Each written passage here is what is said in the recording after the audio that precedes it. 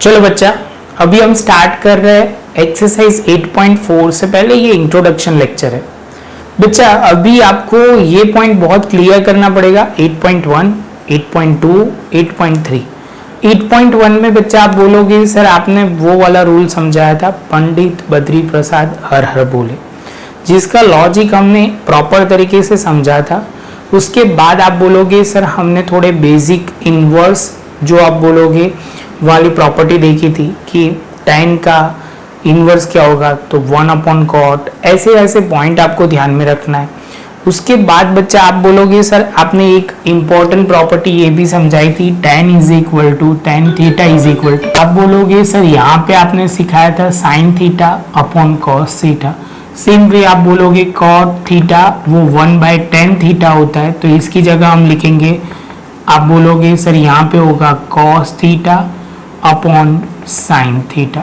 ये वाली एक प्रॉपर्टी ध्यान में रखनी है।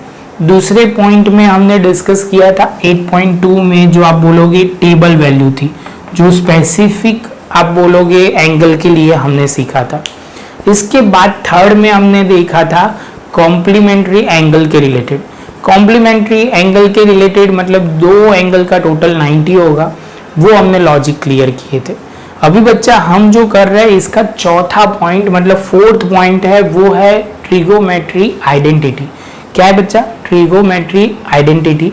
तो ये आइडेंटिटी बच्चा बहुत सिंपल है। ये आप अभी देखो बच्चा, जिसको फर्स्ट लेक्चर में 8.1 में ही डाउट है वो आप समझ लो कि 8.2 में थोड़ा थोड़ा आएगा, बाद में 8.3 में आएगा। तो यहाँ पे आपको 3 पॉइंट परफेक्ट क्लियर होने चाहिए, उसके बाद ही हम आगे जाएंगे। क्योंकि रीजन क्या है बच्चा कि यहाँ आपको क्लियर नहीं है और आप आगे जा रहे हो देख देख के, तो नहीं चलेगा बच्चा। तो आपको ये 8.4 समझ में नहीं आएगा। आपको यहाँ पे 8.4 समझना है, तो यहाँ पे 8.1, 2, 3 प्रॉपर तरीके से समझो, तब भी जाके आपको क्लियर होगा। तो यहाँ पे बच्चा ये आइडेंटिटी क्या होती है?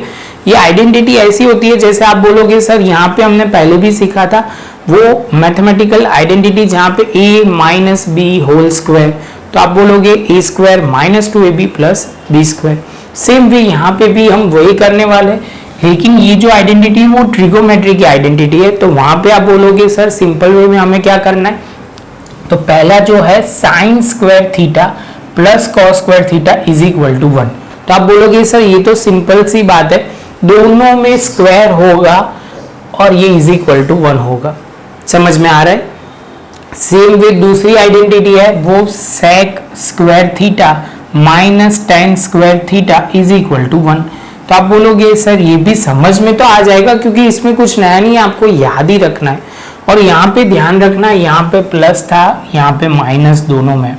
बाद में बोला है cosec square theta minus cot square theta is equal to 1। तो आप बोलोगे सर कैसे याद रखेंगे? तो बच्चा हमें तो ऐसे ही लिखा हुआ है साइन cos एंड tan।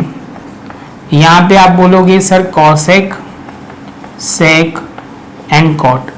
तो पहले तो ये दोनों को प्लस करके दिखाना है, इसके बाद यहाँ से ध्यान रखना है कि ये दोनों को लिखना है। तो आपको पहले sec आ रहा है तो sec minus tan square theta is equal to 1, और लास्ट में cosec, ये दोनों को हमको कंसिडर करना है। तो यहाँ पे cosec minus cot square theta is equal to 1।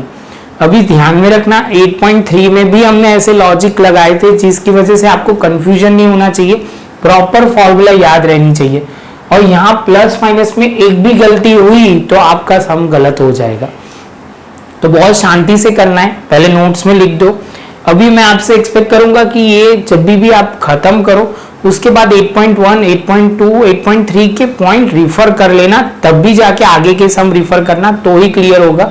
बच्चा शांति से प्रॉपर ये नोटबुक में लिख लो, क्लियर कर लो। उसके बाद हम मिलेंगे नेक्स्ट लेक्चर में नए एक पॉइंट के साथ। वीडियो अच्छा लगा हो तो लाइक शेयर सब्सक्राइब जरूर करें। मिलेंगे नेक्स्ट लेक्चर में नए एक पॉइंट के साथ।